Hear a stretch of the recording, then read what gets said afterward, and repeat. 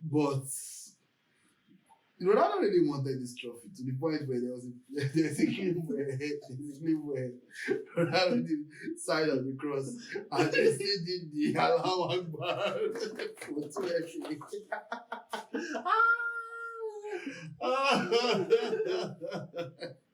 Bro, that man is hilarious.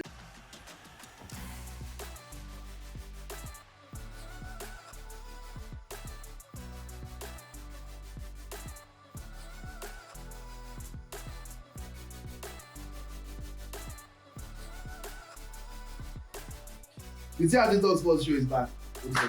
Second week in a row, bringing you elite content, the most informal presentation of our formal thoughts, or vice versa. My name is T. My name is T. Yeah, today I'm Tosin Abayomi in the building and ready to make your Monday exciteful and delightful. Part of the reasons I wanted to put this on Monday, which is one of the frequently asked questions that we got from week one, is why Monday? Well, it's Monday because we want to help you start your week on the right. Yeah. I realized that I'm no longer a 9-to-5 because a lot of my 9-to-5 people. Some of us. Yeah, they really hate Mondays. I don't think it applies to you guys because you don't leave your house like that. You don't leave your house on Mondays, but the ones that leave your house on Mondays. Or even you guys that don't leave your house on Mondays, you still have to do lots of meetings and stuff like that. Yeah. So people really hate Mondays. So entire goal of the TRT Talk Sports Show is to help you look forward to Mondays actually. Yeah, make your Mondays worthwhile. While you're enjoying your weekend of sporting action, you're also thinking about what would these guys say on Monday. And here's what we're about to say. I'm reading it to you. Like another FAQ from last week. We heard your comments about the audio and apologize. Teething problems. Well, we're testing things out. We're testing things out. But we're back now. And yeah, that was an exciting show. But first of all, Tosin, what did you do over the last weekend? Over the last week, I've been excited to see the growth of the TRT Talk Show. And obviously, massive credit to the production team. I'm not going to mention them, they know themselves. Massive credit to Victor Gogi. Massive credit to Victor Gogi. And the rest of the team. I'm not going to mention our social media manager. Oh my God. We'll say that one for later. But massive big ups to Gogi. Big ups to the whole team. Yeah, so lots of amazing people put a lot of effort into bringing this production into reality. So my weekend was busy on my sports field, but on a non-sporting note, I was put on to Big X the blog over the last weekend, and I know that I'm too old to be having favorite artists because what's that?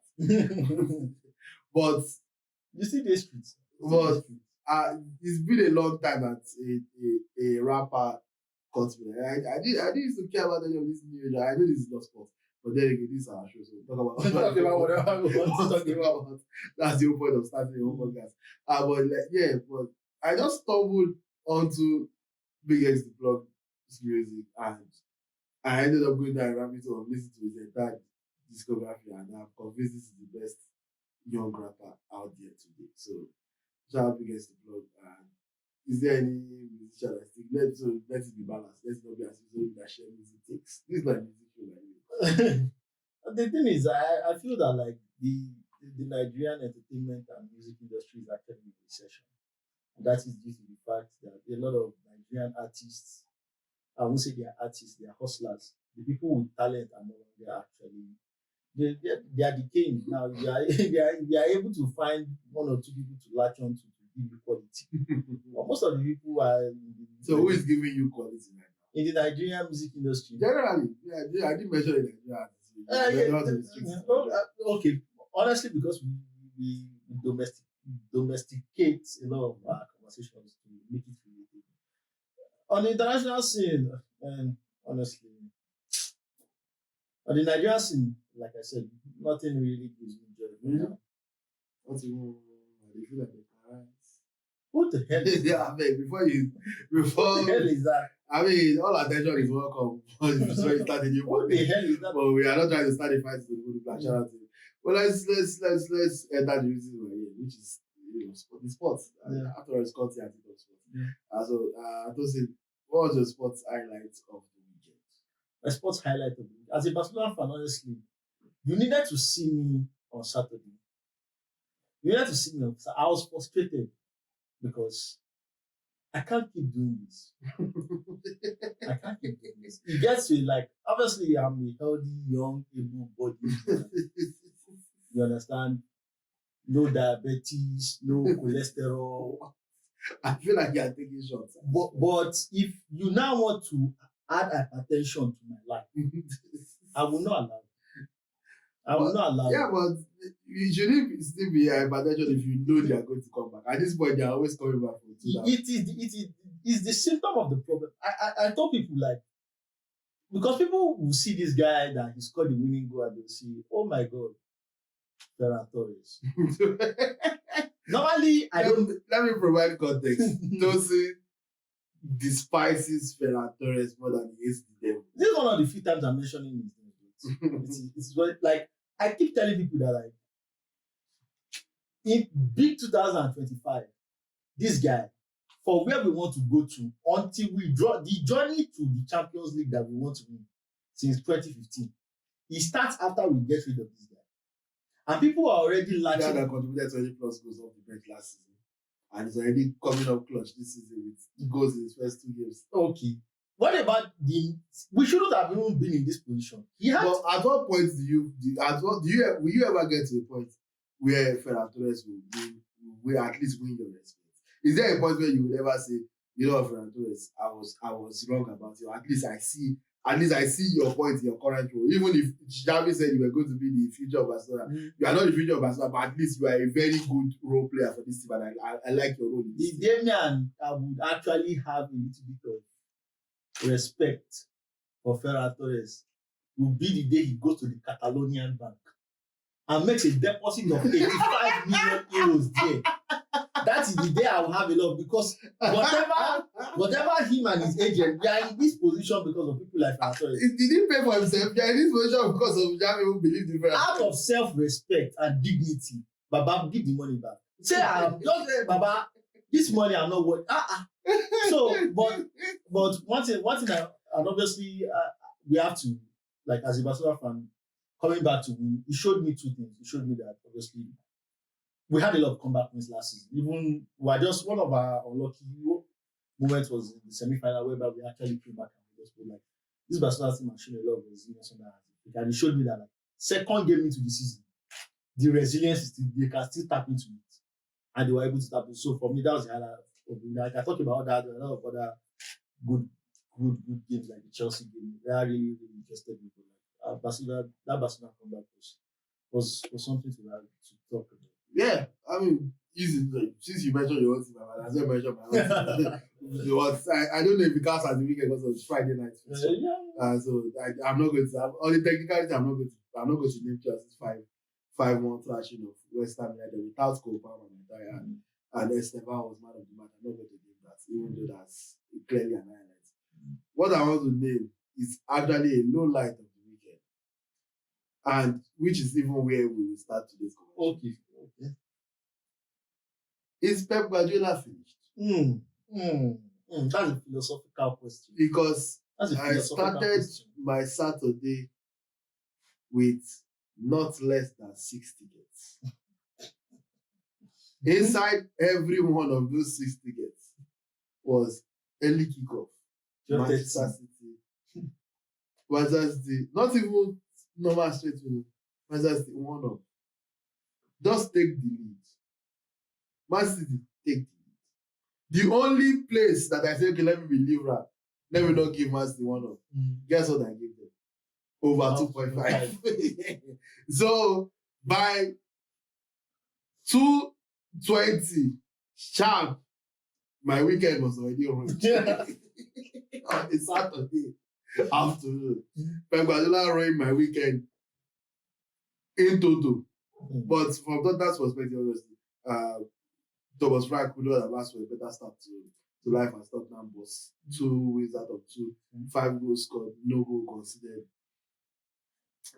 And Tottenham have always sort of been like a boogie team for Manchester. Yeah. Even under Pochettino. Yeah. But let's circle back to the question.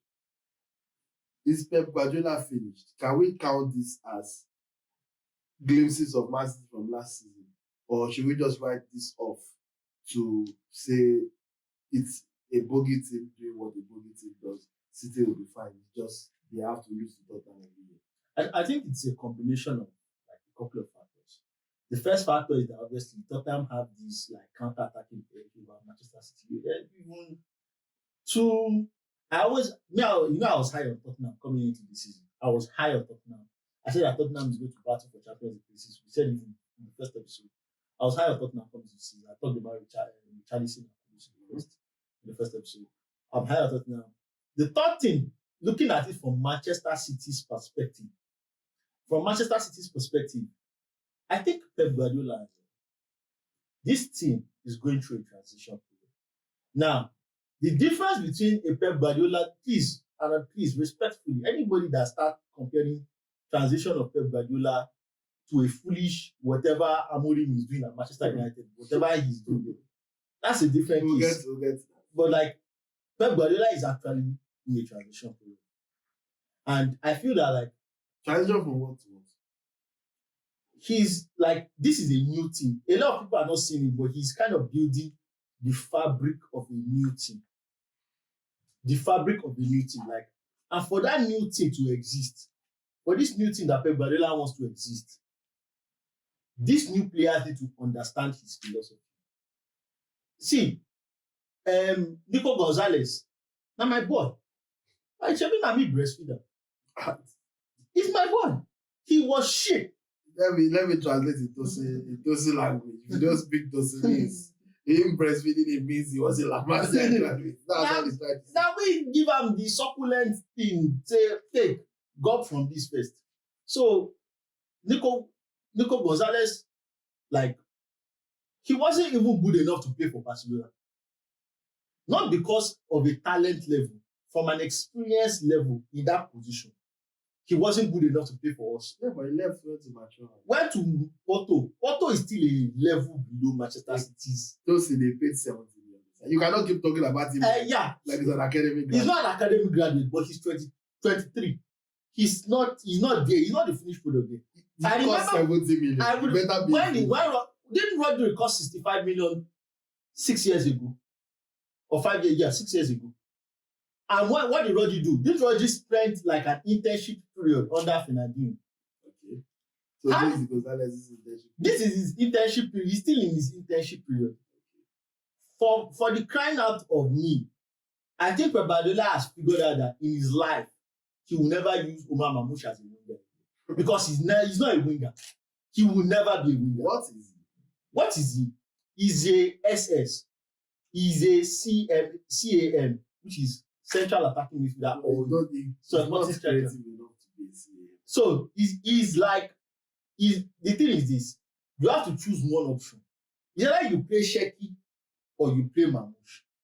If you are playing Mamouche, you are going for counter-attacking, less control, but somebody who in that middle area is a danger alongside Haaland.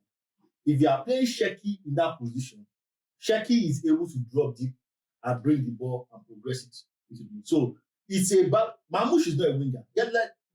I don't know what he has against Doku, but given the fact that Doku is your best option, so another option, you see Rico Lewis, I don't buy into that. Sorry. If the reason, and I'm a Pep Guardiola stan, if the reason he chased out Kyle Walker was because of Rico Lewis, Baba, he will need to go and find 80 million for that position. I'm sorry. Rico Lewis is not the answer in that position. So the solution to Pep is still more if Rico Lewis is the real answer in that position, Rico Lewis is not a Rico Lewis. He has got to get it. You know, in a way, you sort of answered the question instead finished. Because everything you said now is still boiling down to spending more on this billion. So he's transitioning and tweaking it. And when he tweaks it well, the only players that will be of the old era that will play this new era will be Rodri, Bernardo Silva, Ruben Diaz, and can we call Haaland of the old era? Okay, Haaland. Okay, that's it. But like Nuri is a new signing. Trafford, new signing. Even if they bring in Donnarumma, new signing. Recolu is not the answer. They need to bring a new signing there also. They need a new partner for Ruben Diaz. It is not Stones. It is not Akanji. They need a new partner. Vadio will play. Where do you think Vadio will play when you sign out? I know it. Vadio cannot continue play left back. Now, I assume that Vadio is going to now be the left centre back along with Ruben Diaz. I can't watch Vadio play centre back in the Premier League. Please, don't destroy my eyes. Vadio in the Premier League playing centre back. What do you want him to die? Vadio was their best defender last season. At left back. Okay. At left back. We did not go to the bench. Or you will not start Edori that you play Edori is injured for it. They will switch them, but like that's a soft spot. Both of them they will fight for that position. They need a new centre back. They need a new right back. So say we are talking about the team. That's like combined 150 million already. They need another winger apart from Doku. Hey. So we are talking about another 90 million. That's like 240 million right now. God, that big. If they don't sell Savio, it's fine. If they sell Savio, they still need another backup. So that's maybe another 70 million. So they're talking. He still needs about 300 million to fortify this squad. Tosin, is Pep Guardiola done? Yes or no? Done? Is he finished winning trophies? No, he's not done winning trophies. Will we ever get to a point where Pep Guardiola can coach a win? Because all the solutions you have produced so far are just go and spend 1 more billion than you've already spent on this £1 billion team. Tweak it a little bit. There are some positions that just need a little bit of tweaking. Those are not a little bit of tweaking. You called 4 or 5 out of 11. I'm talking about permanent solution. If you can find a makeshift permanent solution, 70 million you need to fix that position. 70, 80, that's the price. How much? Wait, why are we talking as if Arsenal is not spending? Why are we talking as if like Arsenal is not spending? That's the Arsenal is spending now. Pep Guardiola has spent again and spent to replace the people that he has spent on. He has spent a lot already this summer, and you are now suggesting 5 more signings for the team to be able to return to their best. What if I told you that Arteta has spent more than Pep Guardiola has spent as Manchester City manager? I'm not falling for that. But that's the fact, no? I'm not falling for it. It's the same thing you come and tell me Todd Bowley has spent. Of course he has spent, but who is this person? Do you want to count all those to carry to make our money? So, no, see, let's move to the less serious side of Manchester. You see, those ones always give me joy. Because if anything, me, I know that we cannot be that for So, that one always true for me. See, Man, you can never spoil my ticket. Because why will I carry my to do what? Actually, God. Do you have a testimony? I have no, it's not a testimony, it's a failure. Actually, yes, it's a testimony. Testify, brother. I wanted to kill Bruno Fernandes this night. Like, I carry, although another ticket sports, another game sports, but like, I already knew that. Like, how I carried Fulham, Manchester United were 1.5. You're like, wait, Manchester United themselves to score 2 goals. Yeah. You are an unserious person and you deserve whatever you are. Manchester United don't have 2 goals to rub together. Manchester a team that has not won back-to-back games in 8 months. I know that. We are saying you should score 2 goals against Fulham. Can we stop this? See, let us talk about Ruben Amorim. Ruben Amorim, in my opinion, is the epitome of pretty privilege. I believe entirely that he only has a job because Mario wants to sleep. I believe there's a little bit of like he's getting a little bit of his looks are giving him a little bit of grace right now. Would you, like, considering everything that they've invested in him so far, which is basically adapting the squad to fit his useless 3-5-2-1 formation or whatever. 3-4-1-2. Is it 3-4-1-2 or 3-4-2-1? Whatever it is. 3-4-2-1. The formation that does not require wingers. They've sent every winger away from the club. Rashford, Garnacho, Anthony, Sancho, go. We don't need wingers. So if you sack him now, you have to find a manager that also hates wingers. Or then you will now give that manager his own, you will struggle with that manager for the entire season, and then you give that manager his own new players. What do you do as my do you cut your losses if you are the Manchester United owner as Sergio Ratcliffe? Do you cut your losses and say, you know what, we've given you enough time, or do you still give him another season and potentially waste another season? Because they would basically waste their last season. Good. Okay. For Manchester United, it's a very, very complex issue. This is an issue that revolves around incompetency to spiritual warfare. It's very, very wide. It's like a lot of things. There are very, very a lot of things. And when you objectively look at Manchester United, to be honest with you, sacking Amorim is never the answer. So I'm just being honest with you. Sacking Amorim, what will sacking Amorim do? Because they sacked Ten Hag now. Yeah, but They sacked Solskjaer now. They sacked Amorim is a problem. We'll get to Amorim. Sacking Amorim, sacking Amorim won't take you to the Champions League. yeah, And but he won't take you to the Europa League. at the very least, you will not be 15th. Like those other guys that they sacked, they sacked them because they were not meeting up to the standard of Manchester United. Amorim is not meeting up to the standard of any decent football club, let alone Manchester United. Okay, so the problem I have now is this. With Manchester United, everybody's transition is different. Some clubs go into transition, like Liverpool went into transition, and Liverpool never struggled into 15th position, even during their transition. There were sometimes they slipped out of the top 4, top 5, top 6, but they were still pretty much a top table team for the most part of their careers, for the most part of that drought. I think it was a 28 or 29 year old. They were never 15th. They were never 15th. They were never 15th. Like I don't think they were ever 10th. This Manchester United team, objectively, if they had a good manager, they will fall between 9th and 13th. Objectively. I do not. Objectively, this Manchester United team will finish 9th.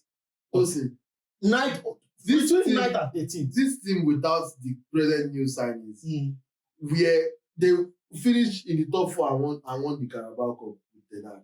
Then the very next season, they supposedly struggled and they finished 8th. This guy, see, they've changed the squad. Now, maybe that is to fit the manager's style. Yeah, fine. But look at the game now. This guy is playing Diallo, Ahmad as a winger. Wing back, right? Somebody that last season I could make an argument that Ahmad was one of their best players last season. Ahmad was probably their best last season. How was he their best? It's like that I said, I would agree with that he does not know what he's doing. So do you consider he does not know what he's doing? But he does not know what he's doing.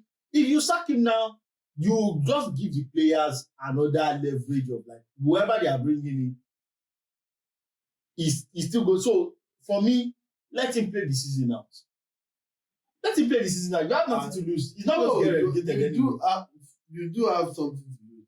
First of all, the only reason United were not in the serious relegation pass last season was just because of the utter uselessness of the 3 promoted teams. I think West Ham is pretty useless this year. But I'm not even saying they will be in relegation. I don't think they will be. The thing is that I don't think United can afford to have 2 back-to-back horrid seasons. You might not be comprehending how bad this is. Wait, they're not in Europe this season. No. They're not in Europe this season. They should finish top half. If they're not, what have you seen so far in the first 2 games that makes you believe that top half is, wait, why, even if you finish top half, they should finish 10th, 11th, one of them. Do you give a manager 8 months of patience, everything he asks for his own players, send away the players that he doesn't want? You give him 200 million in new signings so far and counting because they are still being linked to a goalkeeper, Lames, who we hear that they will soon sign, and probably even one more defender. You give him all that just for him to finish in the top half as Manchester United. Top half that Ten Hag was finishing. Top half that Solskjaer was actually excelling by the current standard. But because then they were still hung up on the previous iteration, on the Sir Alex era. Honestly, I agree with your point. The problem with Manchester United now is this. Sacking the manager is not an option, especially not the way they dealt with Rashford, Sancho, and Ronaldo. You can't deal with players that way and say you want to sack the manager. They basically embarrassed all these boys. Look at what they did to Rashford for all his deficiencies. Like I've always said, Rashford is a player that flew too close to the sun. His talent is not as good, but still, he spent 10 years. His talent is not as good compared to the elite players. Compared to the elite players. Compared to the Mbappe that was being. I judge him as fairly as possible as I can. He didn't maximize the little potential that he had, even though he's not that much. He didn't maximize it. Fine. But for you to kick him out the way they kicked him out after 10 years in the club, it's not good. Whilst not, and I maintain this, whilst not still having an attacker in the team that is currently better than him. Same thing for Garnacho, especially the way it happened in Garnacho, whereby for some reason he has this love affair with his mouth. Like I don't know. Like, his mouth is a pressing machine. So, and for a manager, I understand why he likes mouth. For his formation that 3, 4, it makes sense. 2 behind his striker are supposed to be like half wingers. So 10s that can also like drift right. So those 2 positions will ideally be for Bruno and Mount. But you also need attackers. I don't know. So technically, but the way it happened last season and that Europa League final, that Mount was just coming off an injury and decided to bench Garnacho for him. He has how many months has he spent? This is just approaching a year in terms of like his time with the club, and he has already ruined so many relationships already. And you now want to sack him? No. First, see it out. At some point, you still have to cut it. At some point they will cut their losses, but like, imagine. So if you're a United fan, you will be happy to witness for potentially another season. One of the good things about God is that God is it's just one of the mysteries of God. So like, but objectively analyzed, imagine. Do you know the amount of laughter that Jadon Sancho? Do you know the amount of memes that Jadon Sancho will do the day they sack Amorim? Do you know the amount of memes that Garnacho will do the day they sack Amorim? You want to bring this forward already? Let's delay that day. Let's delay Judgment Day. Let's give it let's shift it forward a little bit. I personally would advise that you cut your losses now, especially now that the transfer window is still open and you can still bring in a manager that will use wingers. At the very least, you don't have to sell Garnacho and Sancho. And you have Mbeumo as well. Garnacho and Sancho for the left, Mbeumo and Ahmad for the right, Konya and Chesco for down the middle. Play Bruno in his normal position, which is a 10.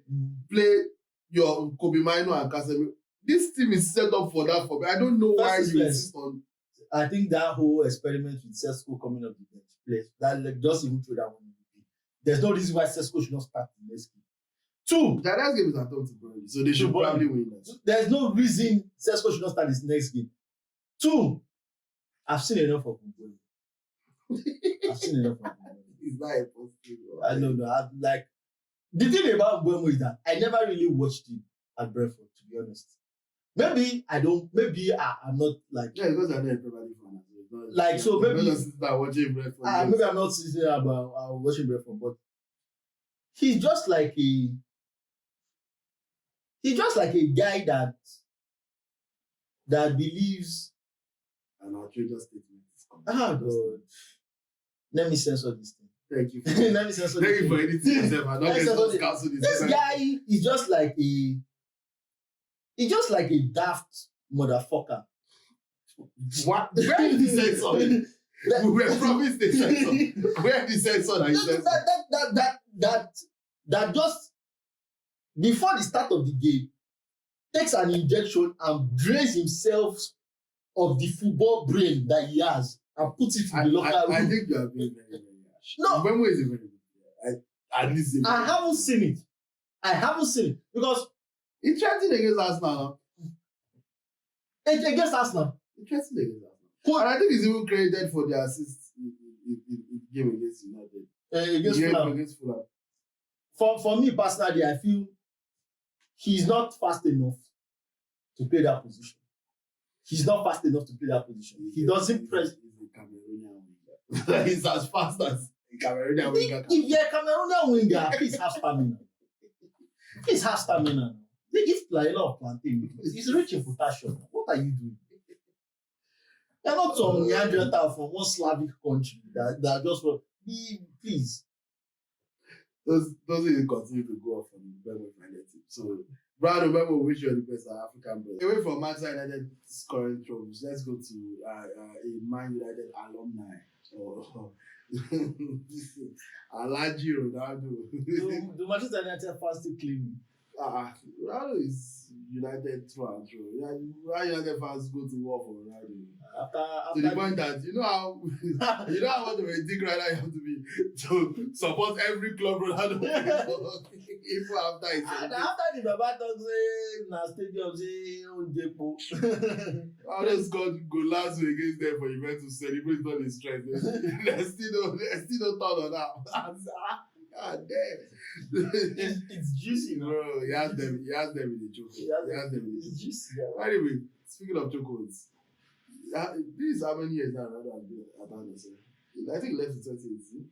No, 2022. 2022. It's 3 years. After the World Cup. So, third year in Saudi Arabia, still no trophy. And this particular one, Pain Baba, all the clips that have been said, I hate to throw Ronaldo because I consider Ronaldo is my personal favorite. I don't think he's the good. I still have eyes. I think Messi was better than him. But I think that he's a close, at least his prime was a close number 2. And there was a time was even I had my opinion, but Messi is claiming the goals. But Ronaldo really wanted this trophy to the point where there was a clip where Ronaldo did sign on the cross and they still did the Allahu Akbar for 20.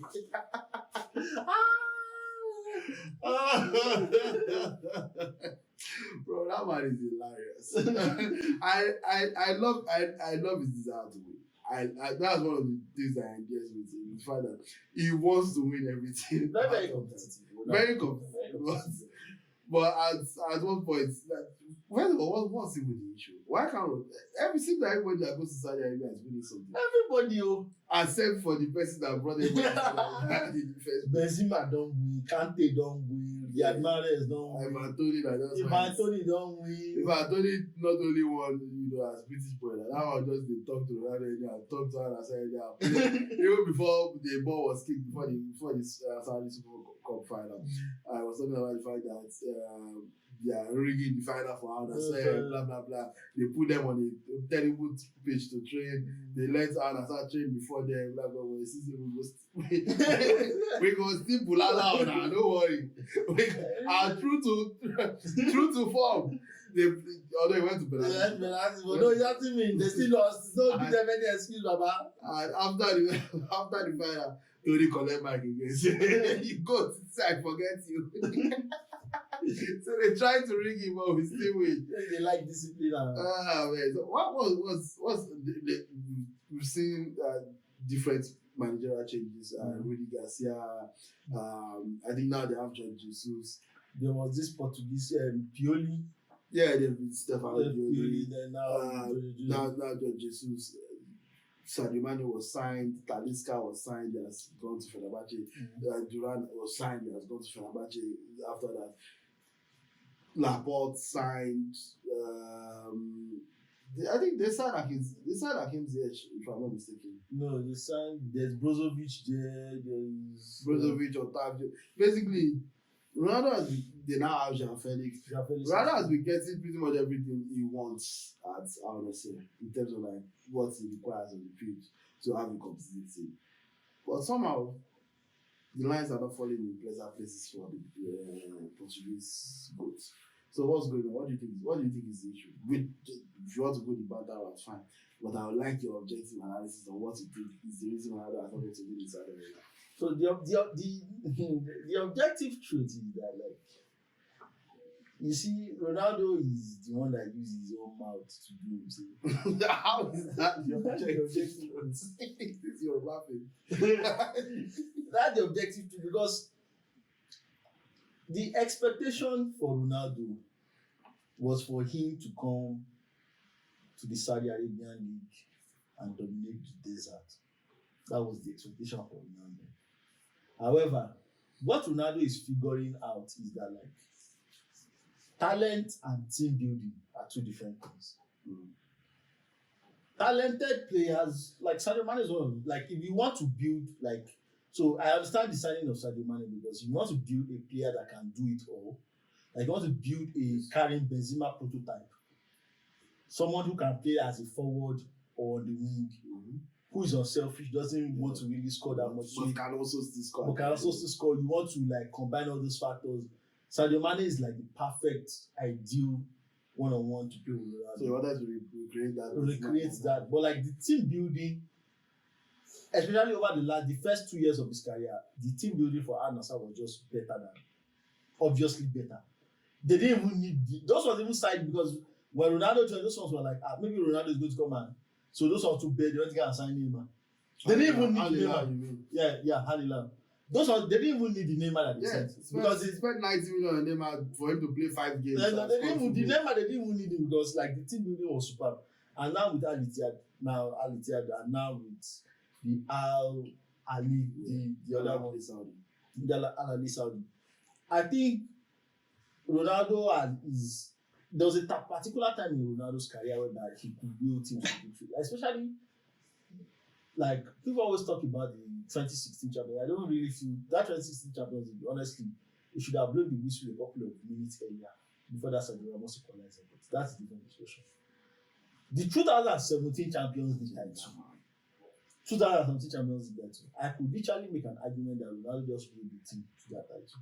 Yeah, but it's quite 17 goals. Like literally just because he didn't like hat trick against Bayern Munich, like final, even the final, like scored 2 goals, like quarter final. I think they played Borussia Dortmund.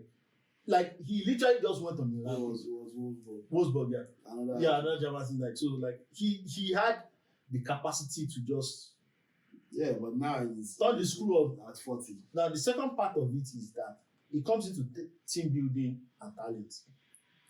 At this particular point in time, and I think Ronaldo too realized that is why he wanted to go and get John Duran, but John Duran is not the type of striker he needs. He needs a physical striker. He needs a like John Duran is not really. John Duran is a run in the channels, and he needs a physical striker like, not to sound like maybe like a Victor Boniface. Yeah, we will talk about, and it's not even just for his physicality.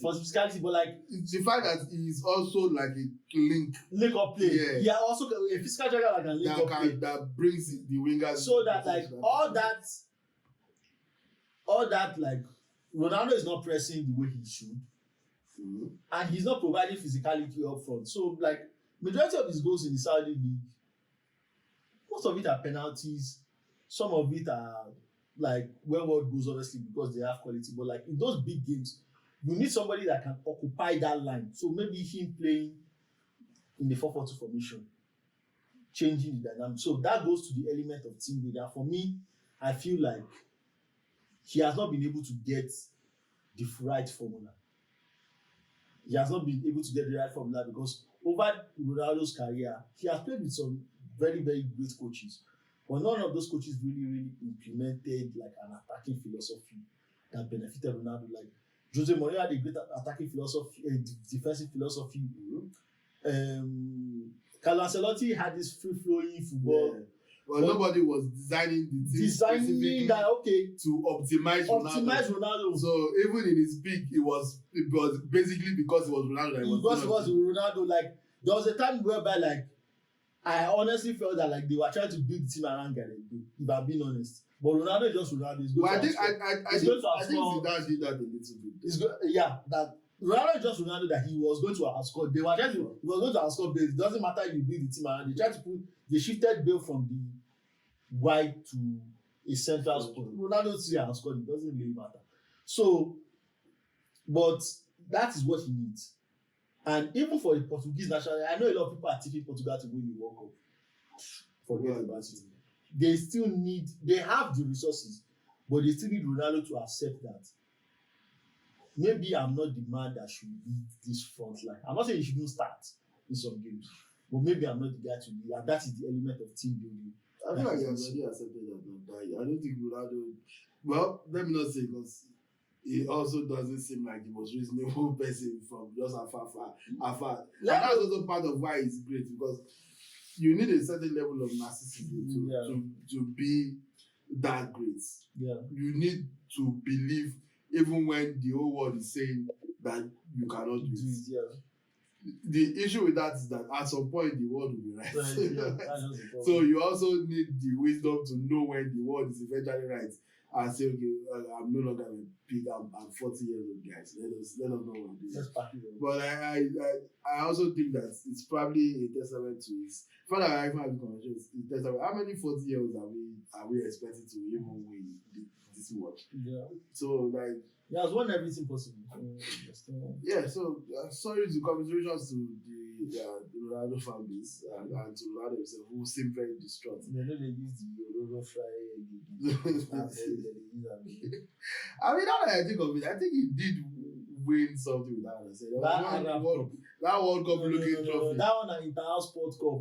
that one is not an official trophy. I don't know that to look like World Cup. You're not going to get any credit on Arab Cup. Is Arab Cup not a trophy? Arab Cup will just fly out. You don't hear of Arab Cup since then. Yeah, but when Messi is they are creating cups of Messi, it's not the same thing. The supportership is the supportership. Yeah, no. We mentioned Victor Boniface earlier. Let's talk about it. In the January transfer window earlier this year, the move to Al-Nassr broke down. And something similar has happened again, this time over medical issues with AC Milan, confirmed on Sunday by Fabrizio Romano. Sasha Tovinelli actually reported it first, so I have to give you credit. That Milan were not convinced with what they saw in the medical, even though they did not agree. Initial loan and option to buy for 20 million, we never paid it. And before we get into the convention, I want to clear something up. Because we were in the media, right? So we know that it's probably easier to say failed medical instead of explaining what actually happened. I don't think anybody actually fails medical. For you to fail a medical as a football player, it would mean that you cannot play football for anybody else. Yeah. It would mean that you are basically, they've told you can't. If you play, you might die. That's what I consider failing medical. Because if you look at every player that has ever failed a medical before he moved, it's not that they stop playing. And so I think when they say a player fails medical, it's a case of risk assessment. It's a case of this issue that you have. It's not that the club you're coming from does not have it. They does not know that you have, because it's not just new science that do medical. Every club does yearly medical for everybody in the team to assess their players and know where they are physically. So it's recurring knee problems were not news. We know when they had those two ACL injuries.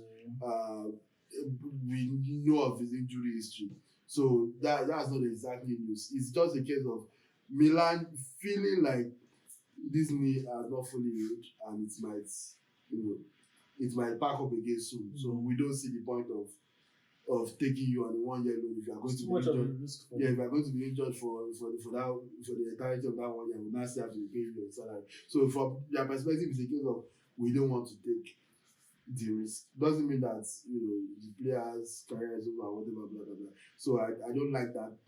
That's one of my pet peeves as a sports writer. I don't like that term, failed medical. I don't like it at all.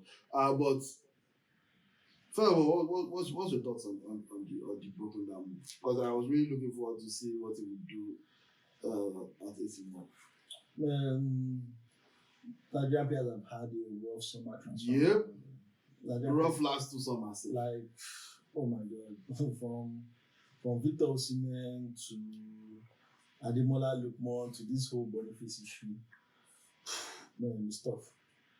But the good news is there's always the Turkish league. It's always the Turkish league. How about we create a competition among Nigerian top scorers in the Turkish league? Osimhen with Galatasaray, Onuachu with Trabzonspor.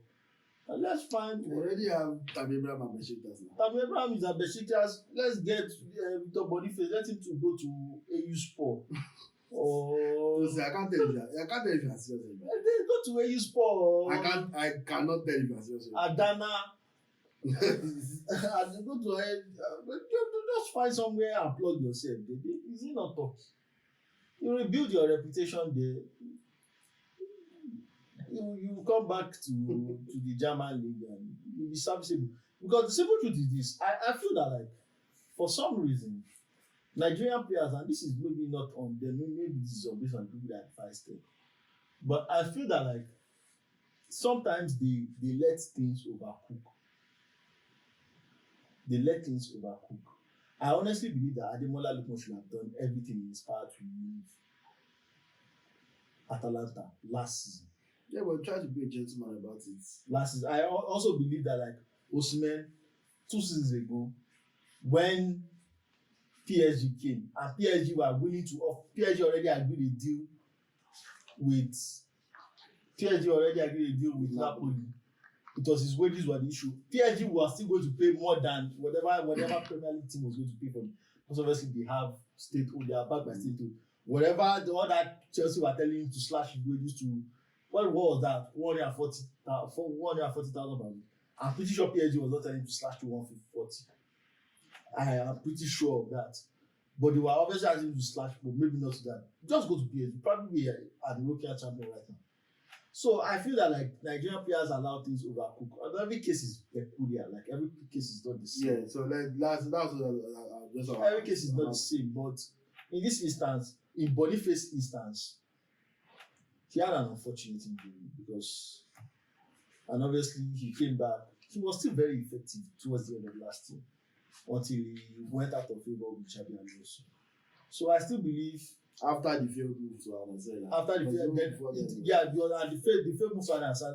Also, sometimes when these clubs tell you that it's time to move on from their club, maybe in your new club you can get like, okay, what's an equitable compromise? What is like a middle ground? Can I sign a 2-year contract in Saudi Arabia and come back to Europe if possible? Like something like that. Like this Saudi Arabia club may give you that leeway. They okay, that is what is going to get you to come. So like all these issues, I feel Peter Boniface is just an unfortunate situation. Obviously, I feel he will still find his space. So we're talking about the 24-year-old with 3 years left of his current contract with Leverkusen. So first of all, Leverkusen are not necessarily desperate to sell. They would like to sell, but it's not a case of. No, I think Ten Hag wants to get rid of him. Yeah, because Ten Hag has been on a rebuilding tier. He's pretty much sold everybody at Leverkusen at this point. How many people have left Leverkusen this summer? Jonathan Tah went to Bayern. Goalkeeper Beasley left. Wentz left to Liverpool. Vets to Liverpool. Frimpong to Liverpool. To Liverpool also. Xhaka to Sunderland. That's true. Yeah, there will be quite a few. We are hearing Pierre Capi, the centre back, is probably heading to Premier League as well with Chelsea and Manchester United. So like, I don't think it's a Boniface thing. But if they are unfortunately not able to move him, I don't think it's also a case of saying like a Garnacho or Sancho where you have to sit the entire year. I don't think so. If you are not able to move him, you use it because that's a 24-year-old that has been the club's top scorer. Especially now that they are struggling. Yeah, so from that perspective, and again from Boniface's perspective, again, like I said, medical. Not the as long as it's not like you have a career-threatening ailment or injury, you'll be fine. You saw in 2014 when Liverpool turned down Lloyd Graham because he failed the medical, and he literally said someone tried to sign him, and he helped us win the league. And the Liverpool that were holding on to the medical, they don't win it. So like, AC Milan have an history of doing this. By the way. Also, I think it was it 2013 or also 2014? Ali Sissoko from Porto. They cancelled the move because he had dental issues. I think he went to Liverpool. He had already played for Liverpool at that point. He had already played for Liverpool at that point. What's Crystal Palace? Yeah, no, Aston Villa. He ended up going to Aston Villa. So, like, failing medical is not the end of the world. Then Baba failed medical at Stoke City, ended up moving to Newcastle and then Chelsea to have. So, like, yes, Ruben failed his medical. Most people don't know because of you started watching football. But Ruben was actually supposed to sign for United a year before he signed. But he failed his medical at first. And then the same club went back for him. And when he did this again, he passed. So, nothing, just about the case of risk assessment and how much risk we are willing to take. The risk a club is not willing to take, another club will be willing to take it. So if Leverkusen are desperate about moving on Boniface, they find Sudosu. Because again, 24 years old with massive upside, it's the kind of striker that football clubs are looking for these days. Big, strong, can link up, can score. It's the new age kind of striker. Yes, new age. Like, can hold up. If you see his comps, he's always capable of the spectacular, and we'll give you a decent amount. He will not score 30, 40 goals this season, but we'll give you a solid 20 if he's fit. You give a solid 20 goals and solid 13, 14, that's already 35 goals on a regular season. Like regardless of where he's playing, we've seen him do this for USG. In Belgium, we've seen him do this in Bodo Glimt, we've seen him do this now for Bayern, especially in that Europa League winning season, that title winning season, they didn't win Europa League, but that title winning season. So, like, I don't think it's. I hope, for me to know this, I'm sure the player and his representatives also know that this is not as big as an issue, so I hope it's not affecting him in any way. But let's speak about the social media shenanigans that came with it. Because Victor Boniface will shenanigan on social media. That one is normal for him. Is that he told Fabrizio to take down the post? Yeah. Let me quickly see if I can find the controversial post. But I think we can send it to me. I'll check my Twitter or something.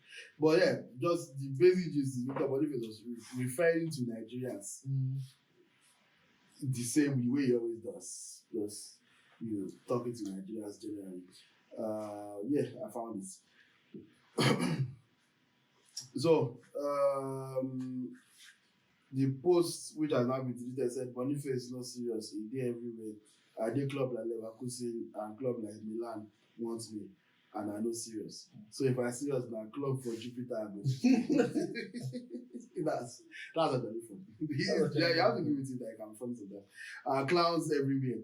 If I know serious and I did this, then we can remain like that. So from a Nigerian perspective, you can get what that's about. It's clearly just the type of people that are criticizing him. But because it's in the middle of a transfer, conversation. Your name is in the news. So on the same day that your name is in the news for supposedly failing the medical, then you put a post mostly in pidgin that European media cannot read, but they can see Leverkusen and Milan clearly listed. Of course, Fabrizio Romano took it and reposted it as transfer news because that's his job, though. Yeah, like you said, that's his job. Fabrizio Romano's post was Victor Boniface's statement after a similar deal collapsed with his medical. Clouds. He can't put clouds everywhere in quotes. So it's very easy for non-pidgin speaking people to look at this and think that whether he's calling one of the two clubs clowns or the two clubs clowns or the situation calling it clownish or whatever. But from a Nigerian perspective, it's clear that's something. I give him a lot of flack for his social media activity. But for this one, I don't think I blame Boniface much. I think that's the misunderstanding, lost in translation. You can blame him for probably why are you on social media in the middle of a transfer this and posting this, knowing how it could be taken. You would expect that you should have the maturity and foresight to foresee this kind of thing because you are not only tweeting to Nigerians. When you post something on the internet, you are an international player, so you have an international audience, and international media will pick it up. So even though you are still Fabrizio to delete it, and even himself has deleted it, the picture has already circulated everywhere. I've seen it on other outlets, so you cannot tell everybody to delete it.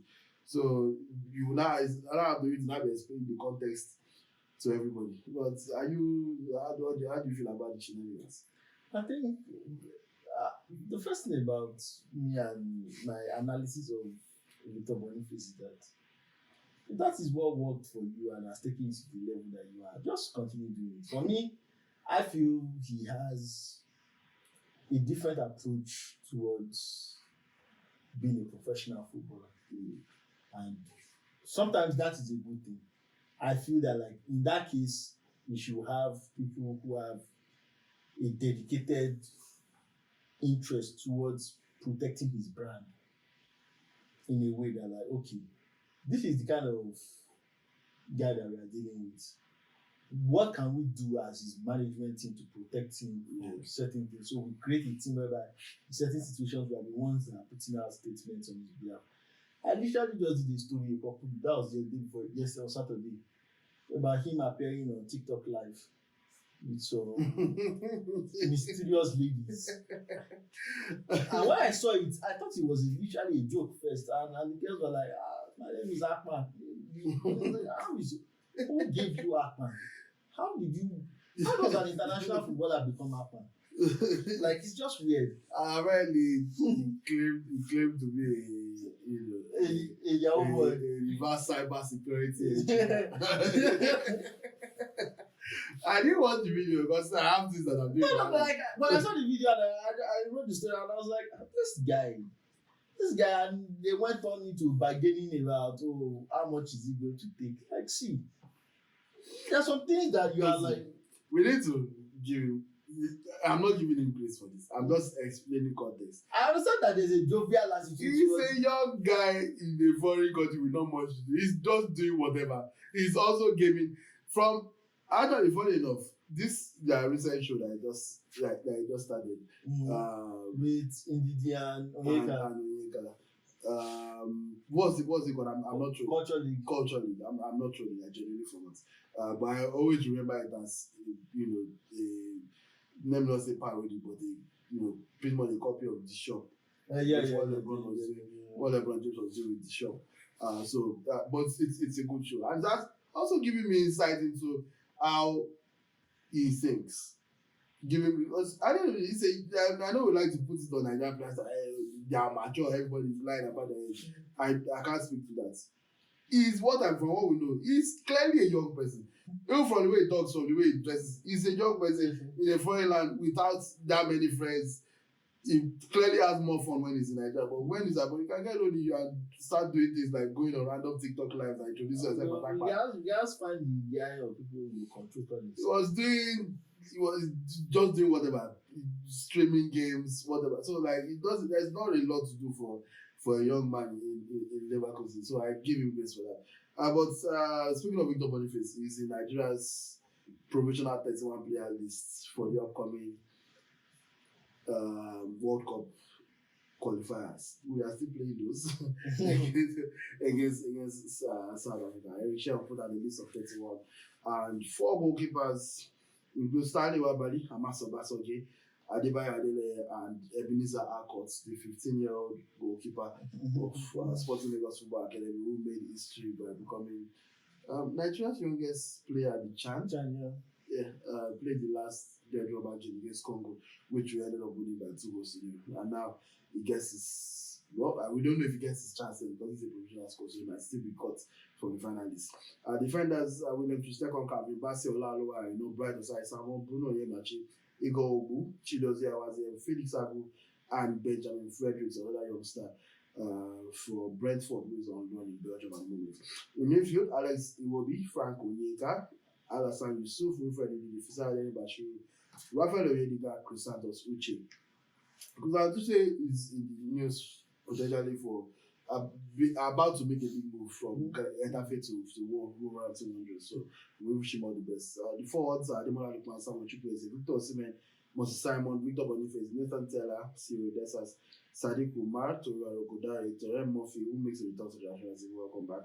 And Akko Adams. Is this Akko Adams' first call up? No, I think he has been called up before, but I don't think he has played. It depends though, but like I feel this. How do you feel about this?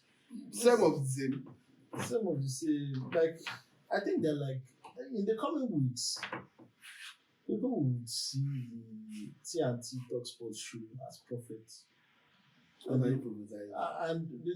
people who are familiar with our journey, we know like this has been. Doesn't have to be very loud about the fact that I don't go to work. Like since obviously, and obviously when it happens, we will have a dedicated episode that's towards it. They won't title the episode "We are not going to the work." So, honestly, what are we doing here? Eric Chelle he went to the CHAN and finally has been able to see the level at which our domestic league, the Nigerian Premier Football League, is right now.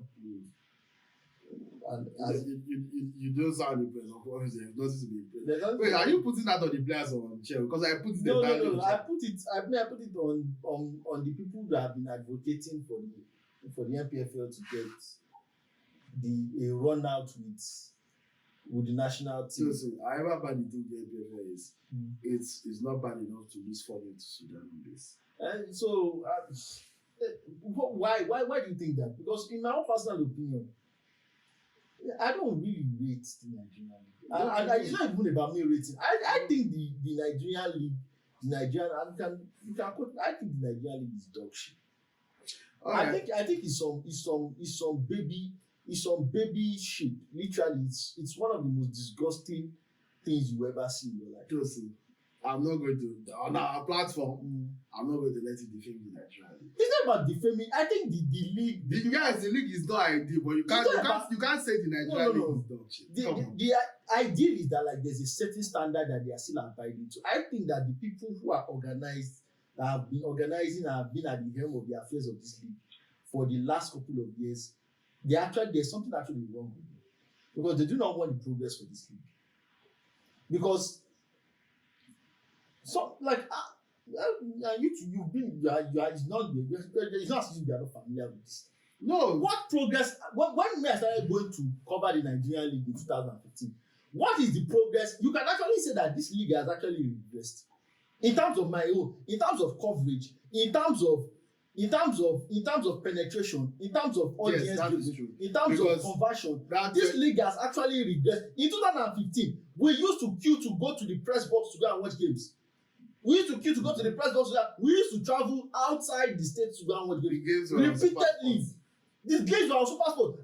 There's a video of me on SuperSport, literally in the stands. It's still on YouTube. And that's 2016. This is 2020. You want me to talk about the Nigerian league? Yes, actually, because we're about to talk about the NPFL Week 1 results. The Nigerian Premier Football League, which Tosin refers to as the Dog Shit League, I don't think so. Kicked off over the weekend. Friday was the opener. Remo Stars, the champions, started against Rivers United. It ended 1-1 in Ogun State. Victor Mbama, on his return to Remo Stars, scored the goal to end them in points. So the new signing, made instant impact. 1-1 it ended at the Gateway Stadium in Ijebu. The Remo Stars playing away from their home stadium at the moment because of renovations being done to their stadium in Ikene. So anyway, other results from Sunday. FC Barao, newly promoted FC Barao, were able to steal a point from Enyimba, so goalless it ended. Warri Wolves, a rare away win, 2 away wins in the entire Madrid one, and Warri Wolves had one of them away at Katsina United on Sunday. Kwara Ikorodu City ended goalless. Wiki Tourists 1-0 winners against Plateau United. The second away win was Bayelsa United winning 1-0 at Ibadan at the Governor Chelle Makinde Stadium, I beg your pardon, the old Adamasingba. 1-0 away for Bayelsa United. Lawa will go in the 30th minute, and it's not the new tenure has not started good for shooting. So Upshooting Academy 2-0 winners against Bendel Insurance, and Abia Warriors 1-0 winners against Kano Pillars. So you want me to? I'm so sick. Okay, if you are not going to go on that dog shit rounds, don't do it. If you are not here's what I'll say about the NPFL is that like the regular teams are still always going to be the regular contenders. Obviously, there've been a new emergence of some new teams like Remo Stars over the last couple of seasons. Now they are champions. I think for the most part, I don't find joy. When we started, remember our days on radio, we were talking about 2016. We used to we used to delightfully talk about the NPFL. Like sometimes they'll say, no, talk about Formula One. What the fuck? What's Formula One? Why do I want to talk about Formula One when there's Nigerian league? No, I don't want to because objectively, I believe that according to the CAF coefficient, Nigerian league is ranked 12th in Africa. I actually believe they are around 25 in Africa, in my own personal opinion. That's how dog shit I feel they are. So you cannot objectively name 24 leagues that are better than Nigeria. I still believe. But Sudan is okay. The Sudan that you are telling, Sudan is ahead of Nigeria. Sudan, a war-torn country, is ahead of Nigeria. It's what it is now. This is the league that we have now. So yes, obviously it's our job. We'll cover what we have to cover. We'll look at the results. A few matches that we can go, we'll go. But even for me, there's no interest. There's no palatability to this whole nonsense. Just all right. Those is uninterested in the Nigeria Professional Football League, but we'll continue to give you updates from TNT Doors. But let's still thinking of update. Let's talk about Nigerian players, but on the foreign scene now. How did Nigerian players perform over the weekend at their various clubs? We saw Fisara Dele Bashiru. This update is coming from Eagles Tracker, by the way, so shout out to them. No plagiarism here, we're giving everybody their credits. So, reading directly from the Eagles Tracker page, Fisara Dele Bashiru puts in a good shift for SS Lazio as their Serie A season opens with a defeat away at Como. So, 2-0 they lost, but Fisara Dele Bashiru played 75 minutes for Lazio in that game. Uchenna start for Sparta Prague in their added 3-2 victory over Samson Tijani and Dukla Prague. So Uchenna was a scorer of 2 goals and 113 draws. So congratulations to him. Might end up being the star of the week. Chidoja was we mentioned his debut for FC Nantes last week. He played for Nantes again, this time against Strasbourg, and they lost by a goal to nil. But Awazem played the full 90. Kalibasi also played the full 90 and did not score. Even gave away a penalty that Fernandez blasted to Oshodi. But Alex Iwobi assisted the equalizer for Fulham. 1-1 ended in that game. But putting a good effort in defense on Nottingham Forest as they battled to earn a draw against Crystal Palace. 1-1. It ended at Selhurst Park. Terry Murphy scored his first goal of the season. He's had his battles with injury. Another one whose trajectory has been affected by injury. But he's in the provisional squad and he celebrated that with a goal. His first of the season, coming off the bench to seal the win for OGC Nice. 3-1 against Gabriel Oshaw's AJ Ox in the first league. Moses Simon scored his first goal for Paris FC, but the side fell to heavy defeat against Marseille 5-2. That one, and then Frank Onyeka came off the bench in the second half to help Brentford seal a narrow 1-0 win at home to Aston Villa. Fred Oyedema scored his first goal of the season in Wycombe Wanderers' home league draw against Reading. That game ended to Nathan Taylor, at least a Nigerian, is in Ten Hag's plans. He featured and he put in a good shift, 84 minutes, but he could not help Leverkusen avoid defeat 2-1 at home to Kevin Akpoguma's Offenheim. That one ended. So that's the updates on Nigerian players in Europe, according to Eagles Tracker. I would ask Tosin because it's fancy, but he's clearly not interested in Nigeria at the moment. No, it's good to see Terama feedback actually. Yeah. As we round up, because we have to go, time is over now. But some big news in other sports over the weekend. Javonta Tank Davis. Everybody has been calling him every type of sellout in the book. One of the biggest draws in boxing, if not the biggest draw in boxing at the moment. Tank, the Floyd Mayweather prototype, Floyd Mayweather prodigy, fighting Jake Paul in the prime of his career. Usually, it's people that are on deathbed that Jake Paul fights. Yeah. But fighting Jake Paul in the prime of his career, how much do you think he's paid off? And I've heard 100 million, but I don't think anybody's paying 100 million. It has to be in that region. And the thing is about Tank is this. You see, once Tank beats Ryan Garcia, it already gave him legitimacy because the only top fighter on his resume before that was Rolly Romero. And Rolly Romero is the reigning 140 WBC champion. But the fact that Garcia fell off after and Garcia really just beat Garcia last couple of months ago. Yeah, that's what I'm saying. Like, Yeah, so if Garcia fell off after he fought time, so he has two credible candidates on his record in terms of Rolly and obviously Garcia. So personally, I feel like he's just following the blueprint for. He didn't achieve as much as Mayweather, but he's following the blueprint of maximize your prime, make as much money as possible. And this is, there's nobody that is a big draw, but nobody's paying 120 million for 100 million plus for. So do you consider him a sellout for taking the fight against Jake Paul? I actually blame Jake Paul. He's a cancer to the sport.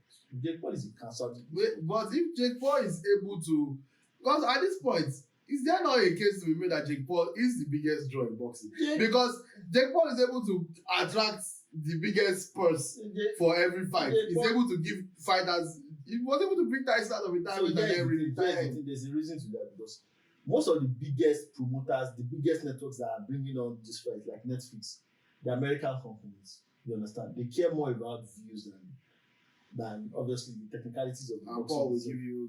And Paul is going to give you. So he's just turning boxing into WWE basically. I'm not. So none of this gives him legitimacy, right? Oh, how like you 195 pounds and you beat a 135 pounds, or you beat a 57-year-old Mike? What am I supposed to do with that? How am I supposed to do with all this? Tosin is not impressed, but we have to go. We're hoping to get to the NBA where what's his name? Malik Beasley has been cleared of all wrongdoing in terms of the gambling inquisition into his career that has now stalled his potential big move. I don't know how you ruin somebody's life like that with an investigation and then say, oops, sorry. No, there were once October is coming clear, we will start discussing a lot of basketball. Yeah. So obviously, apart from football, this is a basketball and boxing savant. So on the TRT Talks also, you find out, you don't even know if it's ice hockey and you're like, you don't know, you find out on the show. But that's the entire point of the TRT Talks for you, to bring you our personalities in a way that you've not seen before. While also basically is what you already know about us. By us, I mean Tunde and Tosin Abayomi. Thank you very much for working with us on episode 2. Slightly longer than episode 1, but still, I'm sure you had fun. With great power comes great responsibility. And we had the responsibility to entertain and inform you today. And we did it as much time as possible on our own platform. So please like, share, subscribe, forward to somebody, comment. If you are not engaging the content actively on social media, follow on the social media channels, engage on social media, like on YouTube. Do everything to support the channel. Everything. We will really appreciate it. Subscribe. You pray for us. Send us winning tickets. We are going through a lot. Send bar. DM me. I will send you my OP. Yeah, so I don't know about that. But thank you very much. Until we see you next week, please have fun and look out for lots of content on all the social media pages. Adios.